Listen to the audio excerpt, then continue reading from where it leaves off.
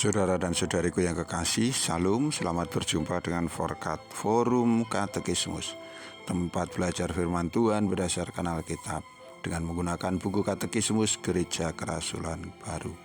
Damai sejahtera Tuhan Yesus Kristus menyertai kita.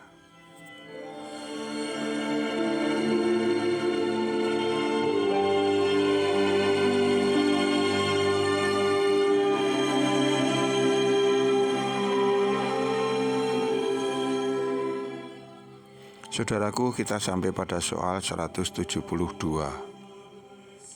Di manakah penderitaan Yesus berakhir? Yesus dipaku pada kayu salib di Golgota. Dua penjahat ikut disalibkan bersama dengan dia. Salib Yesus berdiri di antara dua penjahat ini. Ini menjadi penggenapan atas nubuat dalam kitab Yesaya 53 ayat 12, yaitu bahwa Tuhan akan dibilangkan pada penjahat, atau dengan kata lain, Yesus diperlakukan seperti seorang penjahat. Ia direndahkan, disiksa dengan keji, dan dibunuh seperti seorang pelaku tindak kejahatan. Meskipun pada kenyataannya ia adalah tidak bersalah sama sekali, tidak berdosa dan kudus. Penderitaan Yesus yang besar pada akhirnya mengarah pada pergumulan kematian yang menyiksa, sebelum ia akhirnya mati pada kayu salib beberapa jam setelahnya. Saudaraku, pada waktu itu penyaliban dikenal sebagai suatu jenis eksekusi yang biasa dilakukan sejak dari zaman kuno, yaitu dengan cara orang yang terhukum disiksa dimaksudkan agar ia mati dengan perlahan dan tersiksa. Caranya yaitu ia diikat atau dipaku pada suatu pancang tegak dengan atau tanpa sebuah balok salib. Dengan cara ini orang yang dianggap jahat dan pantas disalib bukan hanya disiksa secara fisik, melainkan juga dipermalukan dan direndahkan martabatnya. Soal 173. Siapakah yang bersalah atas kematian Yesus? Pada catatan keterlibatan Gubernur Romawi, pendakwaan dan eksekusi Yesus tidak lagi hanya suatu perkara menyangkut orang-orang Yahudi, namun juga orang-orang kafir, yaitu orang yang tidak menyembah Tuhan. Juga mereka memiliki bagian di dalamnya. Bahkan kenyataan bahwa pada dasarnya semua manusia adalah jahat dan berdosa di hadapan Tuhan. Maka sesungguhnya semua manusia pada semua periode ikut bersalah atas penyaliban Yesus. Yesus mati untuk dosa-dosa semua manusia. Atas alasan inilah semua manusia juga pada akhirnya menanggung kesalahan atas kematian Yesus. Soal 174. Apakah perkataan terakhir Yesus pada kayu salib? Secara tradisi, perkataan terakhir Yesus yang dicatat dengan beragam di dalam Injil-Injil disusun dalam urutan sebagai berikut. Pertama, ya Bapa, ampunilah mereka, sebab mereka tidak tahu apa yang mereka perbuat. Lukas 23 ayat 34. Dengan perkataan ini Yesus mendoakan mereka semua yang telah membawanya kepada kematian pada kayu salib. Bahkan Yesus juga mendoakan mereka yang tidak memahami atas kesalahan dan dosa mereka sendiri. Di sini perintah untuk mengasihi musuh telah digenapkan dengan cara yang istimewa, yaitu tanpa syarat dan tanpa kompensasi apapun. Bandingkan dengan Matius 5 ayat 44 sampai dengan 45 dan ayat 48. Ucapan Tuhan Yesus pada kayu salib yang kedua. Aku berkata kepadamu, sesungguhnya hari ini juga engkau akan ada bersama-sama dengan aku di dalam Firdaus.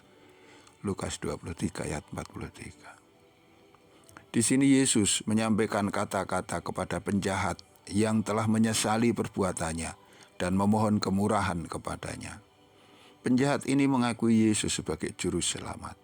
Tuhan menunjuk kepada Firdaus, yang dipahami sebagai sebuah tempat berdiam bagi jiwa-jiwa yang taat dan saleh di alam barzah. Ucapan Tuhan Yesus pada kayu salib yang ketiga, "Ibu, inilah anakmu." Kemudian katanya kepada murid-muridnya, "Inilah ibumu." Yohanes 19 ayat 26 sampai dengan 27. Di sini Yesus mempercayakan ibunya, yaitu Maria, kepada perawatan Rasul Yohanes.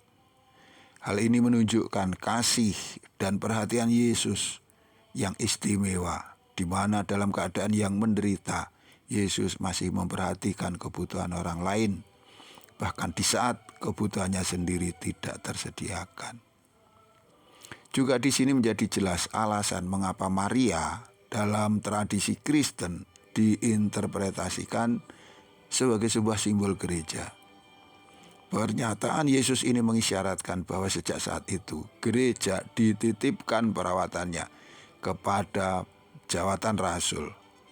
Di dalam peristiwa itu diwakili oleh Yohanes. Ucapan Tuhan Yesus pada kayu salib yang keempat, "Allahku, Allahku, mengapa engkau meninggalkan aku?" Markus 15 ayat 34. Ketika maut mendekat, orang-orang Yahudi yang saleh biasa menyampaikan kata-kata ini, yaitu dari Mazmur 22, sebuah seruan kepada Allah. Ini artinya di satu sisi mereka meratapi perasaan yang jauh, terasa jauh dari Allah. Tetapi di sisi yang lain juga mengakui iman mereka kepada Yang Maha Kuasa, kepada kuasa dan kemurahannya. Yesus juga menggunakan pernyataan ini yang biasanya digunakan oleh mereka di dalam penderitaan yang fana. Perkataan Yesus pada kayu salib yang kelima, "Aku haus." Yohanes 19 ayat 28.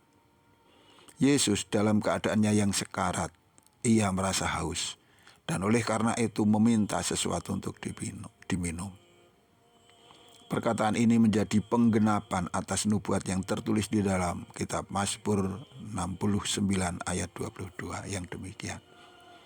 "Bahkan mereka memberi aku makan racun, dan pada waktu aku haus, mereka memberi aku minum anggur asam."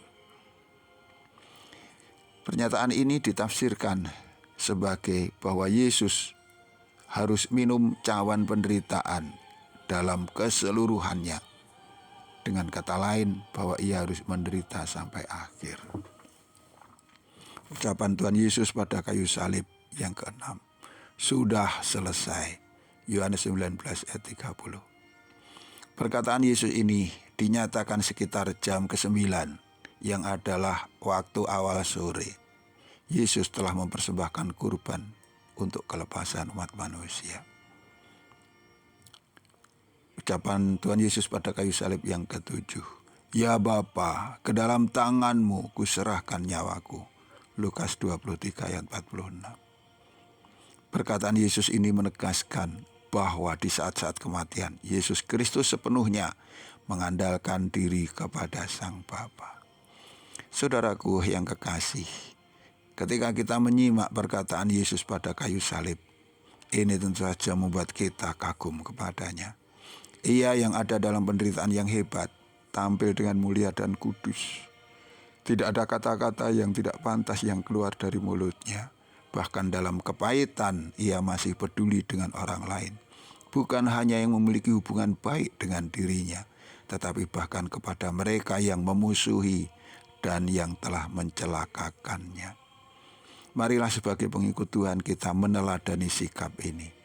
Apapun penderitaan yang harus kita pikul, kita berusaha tetap setia, mulia, yaitu tetap bersyukur dan memuji Tuhan. Kita tidak boleh bersungut-sungut dan menyalahkan orang lain. Bahkan kita juga bisa berdoa untuk semua orang, juga untuk mereka yang tidak suka kepada kita. Dengan demikian, kita nantinya juga akan pantas untuk mati sebagaimana Kristus yang akhirnya dapat bangkit dalam kemuliaan juga seperti Dia. Tuhan memberkati kita. Sampai jumpa. Amin.